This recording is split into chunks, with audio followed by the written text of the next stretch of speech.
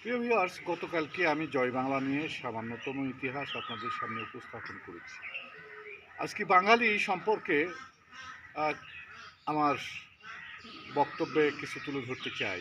খুব অল্প পরিসরে তুলে ধরতে চাই। আজ থেকে 1100 বছর আগে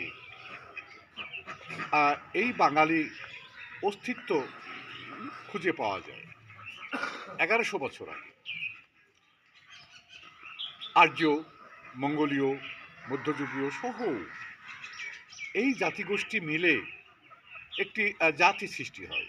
সেই জাতিটা হচ্ছে বাঙালি। এবং এই বাঙালি জাতি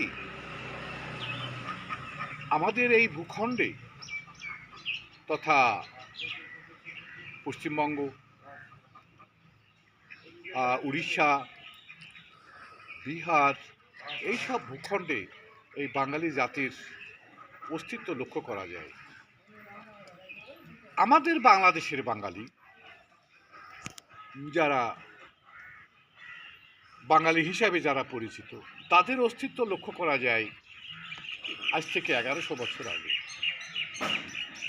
তো এরা ছিল কি আর্য, ছিল মধ্যযুগীয় থেকে, এবং এবং আরও অনেক জাতিগোষ্ঠীর থেকে এই মিশ্রিত হয়ে এই বাঙালি জাতিগোষ্ঠীটা সৃষ্টি হয়েছে। দীর্ঘ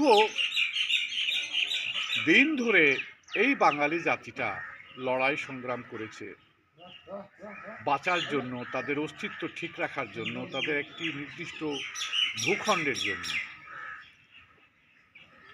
আমরা ইংরেজ কর্তৃক শাসিত হয়েছি, মোগল কর্তৃক শাসিত হয়েছি, সুলতান কর্তৃক শাসিত হয়েছি, শোষিত হয়েছি, নিপীড়িত হয়েছি, কিন্তু তবুও বাঙালি জাতি তাদের স্বকীয়তা, তাদের বৈশিষ্ট্যটা সারা এলাকায় তুলে ধরতে সমর্থ হয়। এবং পরবর্তী সময়ে আমরা যখন 1952 সাল যখন আসে, এই 1952 সালে দেখা গেল যে বাঙালি জাতির যে বিকাশ, সেই বিকাশ আরও ধ্রুব তারার মতো উজ্জ্বল হয়ে উঠল। এরপরে আমি বাঙালি জাতি এবং বাঙালি জাতীয়তাবাদ এবং বঙ্গবন্ধু শব্দ কিভাবে আসলো, কিভাবে এই শব্দগুলি আমাদের এই ভূখণ্ডে সুপরিচিত হয়ে উঠল, পরিচিত হয়ে উঠল, এককভাবে প্রতিষ্ঠা লাভ করলো এবং মৌলিক সত্তা হিসাবে বিকাশ লাভ করলো, এই বিষয়গুলি আমি পরবর্তীতে আলাপ করব। আজকে পর্যন্ত আপনাদেরকে সবাইকে ধন্যবাদ। সবাই ভালো থাকুন।